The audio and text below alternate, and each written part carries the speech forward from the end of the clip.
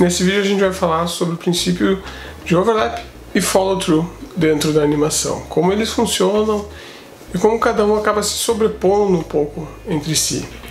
O nosso corpo ele não se move tudo ao mesmo tempo, eu não faço esse movimento de girar robótico, tudo ao mesmo tempo dá uma característica muito Robocop assim da coisa. Então a gente se move com uma sobreposição entre as partes do nosso corpo. Isso gera uma carga de fluidez para a nossa animação, incluindo também uma sensação de estar passando energia no nosso corpo. Dessa forma a gente pode entender que para que o nosso corpo pare completamente, cada parte do corpo vai se mover num tempo diferente, certo? Isso de acordo com o conceito de ondas que o nosso corpo vai gerar de energia. Então, que nem um exemplo aqui desse carinha jogando beisebol,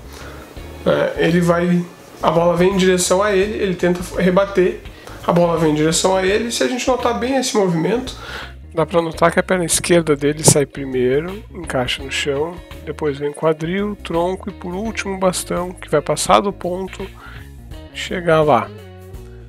Então a gente consegue notar toda essa onda de movimentação surgindo a partir do pé.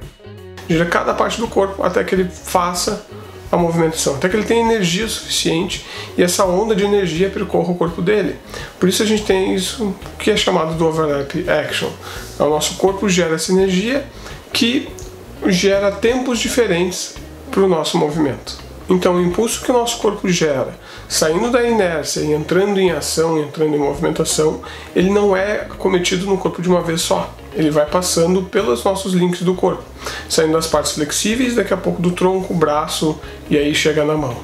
Um outro exemplo aqui é do Spirit correndo, a gente consegue ver bem direitinho como é que ele vai funcionar. Então essa onda percorrendo todo o corpo dele, encontrando ali desde a parte da cabeça que vai liderando o movimento, que a gente pode sentir que ela está sendo a primeira parte do corpo a se movimentar, até o resto todo do tronco batendo e tudo mais.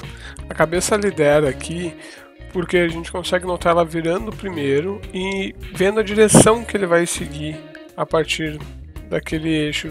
Tudo seguindo uma linha e um fluxo de movimentação de energia. Não se move tudo ao mesmo tempo, cada parte se move em tempos diferentes. Já o follow-through ele é um pouquinho diferente, mas respeita esse processo de cada coisa se mover ao seu tempo. O follow-through seria objetos que seguem o movimento principal. Por exemplo, um chapéu, a crina que aqui no Spirit, pegando outro videozinho pra gente olhar, ela respeita muito a movimentação da cabeça, a cauda dele respeita muito também a movimentação do quadril do personagem, então são elementos que respondem a uma outra parte do corpo. Dessa forma, isso na hora de animar dá mais peso e força, e o follow-through depende de algumas coisas, E o follow-through respeita três coisas que a gente pode ver nesse exemplo aqui do Spirit: do peso desse objeto, da ação em si que ele está fazendo e também da própria resistência ao ar que esse objeto tem.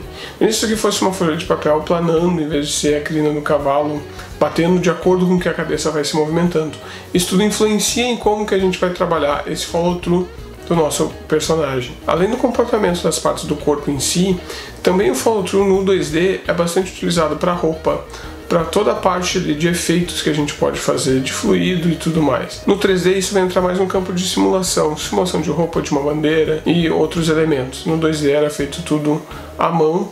Nesse exemplo do Big Hero 6 aqui, a gente consegue ver que o Tadashi está com o Hiro em cima aqui do tronco, e a parte que esse tronco se movimenta, o Hiro responde àquela movimentação ali, fazendo essa onda de movimento seguir o corpo dele. Então o follow-through também pode ser todo o comportamento do corpo de um personagem.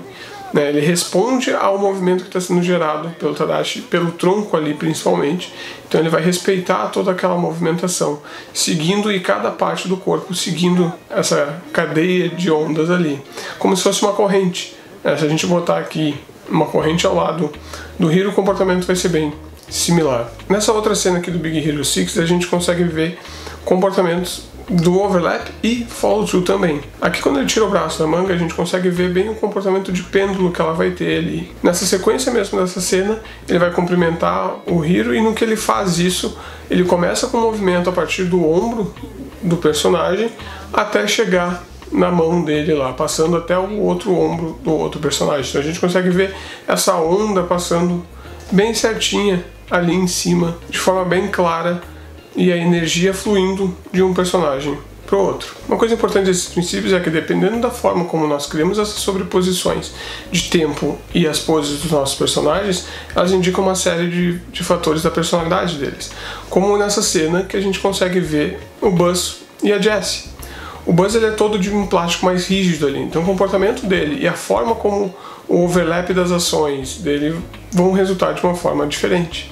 Na Jessie ela é mais maleável, então a forma como ela sobe aqui e balança ali, principalmente a perna, dá pra gente ver que ela tem mais tempo para as coisas acontecerem no corpo dela e de uma forma muito mais leve. Nessa outra cena com o Woody no banheiro fica bem claro esse comportamento também. Os links ali do corpo dele demoram para acontecer. Então a gente consegue ver bem claramente o movimento saindo de um eixo do corpo, percorrendo até o pé, até essa outra parte aqui, fazendo que ele seja bem maleável e a gente consiga achar, tornando ele um personagem bem maleável. Se fosse o Buzz nessa situação, ele seria muito mais rígido e não movimentaria tanto assim as partes do corpo. Isso deve-se ao peso que o Woody é composto. No fim das contas, o overlap e o follow-through acabam se sobrepondo um conceito em cima do outro. É por isso que eles acabam entrando como um único parâmetro ali, e não como dois conceitos muito separados. Eles têm a mesma funcionalidade, trazer uma animação cada vez mais orgânica, com cara, né, de um personagem vivo respirando e fazendo a sua emoção. Então sempre que quando a gente for fazer, sempre quando a gente se perguntar qual parte do corpo eu vou deixar para movimentar por último, primeiro a gente tem que entender o que o personagem está pensando e qual a parte do corpo que ele vai tirar da inércia, fazer ela se movimentar, e a partir daquela parte todo o resto acompanha. Nem nos exemplos que nós vimos aqui, cada um teve uma parte do corpo que acabou puxando todo o resto da movimentação. Então é isso, até a próxima!